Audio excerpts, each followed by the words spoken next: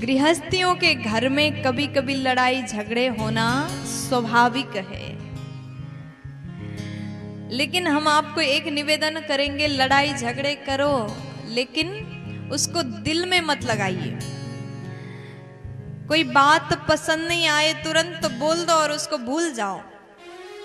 किसी का आदत होता है आज अगर झगड़ा हुआ तो 7 महीने तक बोलती बंद हो जाता है। एक दूसरे को देखना भी पसंद नहीं करते, फोन में भी बात नहीं करते, भले मैसेज में लिख देंगे। प्यार से बोलो, बात नहीं कर रहे हो तो मैसेज में लिख देंगे, कल यहां जाना है, समय से निकल जाना, लेकिन मुंह से नहीं बोलेंगे। मन में एक दूसरे के प्रति गलत भाव नहीं होना चाहिए। लड़ाई झगड़े करिए, तुरंत बात को बोल करके खत्म करिए, दिल में लगा करके मत बैठिए, इससे रिश्ता कमजोर होता है। अपने रिश्ते को मजबूत बनाने की कोशिश करिए। कभी भी दिल से एक दूसरे को गलत मत सोचिए। इंसान है, मनुष्य है, कभी कभी क्रोध आता है, झगड़े होते हैं, लेकिन उसको दिल में नहीं लगाना चाहिए। प्यार से बोल दीजिए ना। अब यहाँ पर नारद जी महाराज कहते, मैया कभी तो लड़ाई होता होगा भगवान शंकर के साथ में। तब मैया बोली, नारद जी ऐसा है, हम लोग आपस में बहुत प्रेम करते हैं, हमारे घर में इसीलिए झगड़े नहीं होते क्योंकि भोलेनाथ अपनी हर बात हमको बताते हैं। आज तक गोप्य मंत्र भी हमसे नहीं छुपाया, सब बताते हैं। अच्छा, पति पत्नी में सब बात शेयर होने लग जाए तो झगड़े कम होते हैं। एक दूसरे को हर बात बताओ। यहाँ माता पार्वती कहती भोलेनाथ सब बताते हैं। अब नारद जी कह रहे हैं कि मैया अगर ऐसा है तो ये बताइए कि भोलेनाथ के गले में जो मुंडमाला है वो किसका है। माता पार्वती चुप हो गई, ये तो हमने पूछा ही नहीं था। नारद जी ये बात हमको नहीं पता, क्योंकि मैंने नहीं पूछा, अगर मैं पूछती तो भगवान ये भी बता देते।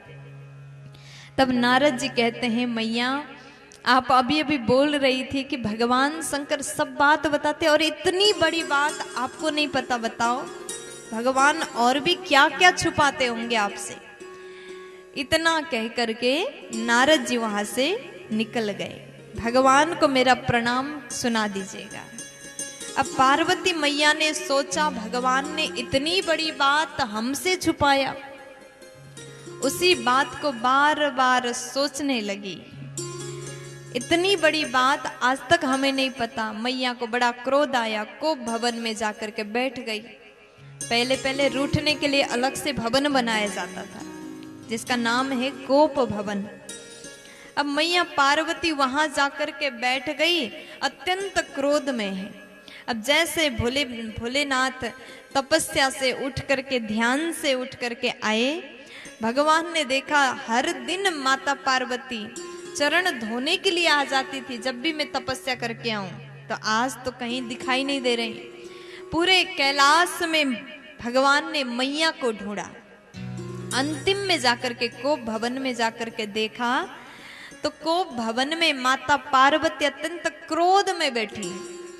भगवान शंकर कहते, देवी क्या बात है, क्यों नाराज हो, क्या हो गया। मैया पार्वती कहती, मुझे तो आपसे बात ही नहीं करनी, आप यहां से चले जाइए। उसके बाद भगवान शंकर कहते, देवी ये तो बता दो हुआ क्या है, उसके बाद मैं समाधान करूंगा। तत्पश्चात माता पार्वती कहती हैं कि भगवान आपने कहा था मैं सब बात बताता हूं, लेकिन आपने ये नहीं बताया ये मुंडमाला किसका है। तब भगवान बोले, ये आप ही का सर है। मैया पार्वती कहते, ऐसा कैसे हो सकता है, मैं तो जीवित हूं। तब भोलेनाथ बोले, देवी जब भी आपकी मृत्यु होती है आपके याद में मैं इसको धारण करता हूं। मैया बोली, प्रभु अगर मेरी मृत्यु होती है तो आपकी मृत्यु नहीं होती है क्या। तब भगवान बोले देवी मैं कभी मरता नहीं हूं क्योंकि मैंने अमर कथा सुन लिया है। माता पार्वती कहती प्रभु वो अमर कथा कैसा है, मुझे भी सुनना है, मुझे भी सुना दीजिए। अब मैया ने खूब जिद किया। भगवान बोले कैलाश में सुनाना संभव नहीं है, आप यहां से मेरे साथ में चलिए। तब भगवान माता पार्वती को लेकर के अमरनाथ गए और वहां जाकर के भगवान ने कहा यहाँ जितने भी पशु पक्षी हैं सबको भगा दो। सबको भगाया। माँ ने देखा एक छोटा सा अंडा वहां पर पड़ा हुआ था, छोटा सा अंडा पड़ा हुआ था। मैया ने सोचा ये अंडा कैसे कथा सुनेगा, और मैया गई भगवान से बोली प्रभु मैंने सबको भगा दिया। भगवान आसन में बैठे और भगवान के सन्मुख माँ भवानी बैठी हैं, पार्वती मैया बैठी हैं। उसके बाद भगवान बोले देवी बीच बीच में ओम ओम उच्चारण करना, और भगवान नेत्र बंद करके कथा सुनाना प्रारंभ करते हैं। भगवान कथा सुनाना प्रारंभ करते हैं। बोलिए भागवत भगवान की जय हो। जैसे भागवत कथा प्रारंभ किया, जयकारा लगाते ही वो अंडा जमीन पर गिरा और वहां से एक छोटा सा पक्षी प्रकट हुआ, और वो पक्षी आसन के पीछे बैठ करके कथा को सुनने लगा। अब मैया ओम ओम उच्चारण करती हैं, बीच में मैया सो गई, उनको नींद लगी। अब पक्षी ने विचार किया मैया जी तो सो गई, अब भगवान को पता चला तो वो कथा बंद कर देंगे, फिर कथा नहीं सुनाएंगे। तो पक्षी ने माँ की आवाज को कॉपी करके ठीक उसी तरह ओम उच्चारण पक्षी ने किया है। ओम ओम उच्चारण पक्षी कर रहा है, भगवान कथा सुना रहे हैं। जब पूर्ण भागवत कथा भगवान ने सुनाया, भगवान जयकारा लगाते हैं, बोलिए भागवत महापुराण की जय। जैसे जयकारा भगवान ने लगाए, मैया जी जग गई। तो मैया ने कहा प्रभु आगे सुनाइए, फिर क्या हुआ। अब भोलेनाथ कहते हैं मैंने तो पूरा सुना दिया। मैया बोली मैंने तो सुनी नहीं, मैं तो सो गई थी, मेरी तो नींद लग गई। तब भगवान बोले अगर आप सो गई थी तो ओम उच्चारण किसने किया। इतने में पीछे से पक्षी वहां से उड़ गया।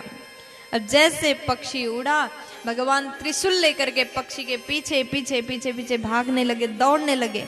आगे आगे सुख पक्षी, पीछे पीछे भोलेनाथ। और जैसे पक्षी भागा और भगवान वेदव्यास की पत्नी के मुख के द्वार से पक्षी भीतर प्रवेश कर गया।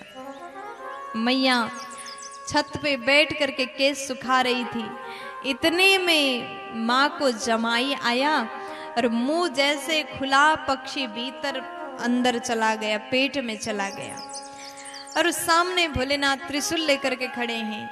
जैसे व्यास जी महाराज आए, व्यास जी ने देखा भगवान को इस रूप में देख करके उन्होंने प्रणाम किया, प्रभु आप आज ऐसे दर्शन दे रहे हैं, आप इतना क्रोधित क्यों हैं, क्या हो गया।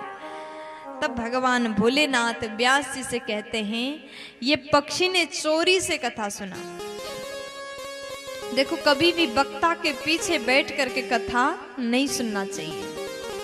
आज भोलेनाथ के पीछे बैठ करके पक्षी ने कथा को सुन लिया और भोलेनाथ अत्यंत क्रोधित हैं।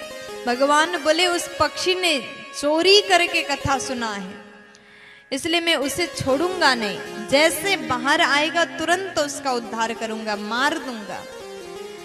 अब व्यास जी बोले कि प्रभु अगर आप स्वयं उसको मारेंगे तो अमर कथा की महिमा क्या रहेगा, इसलिए प्रभु आप यहाँ से चले जाइए।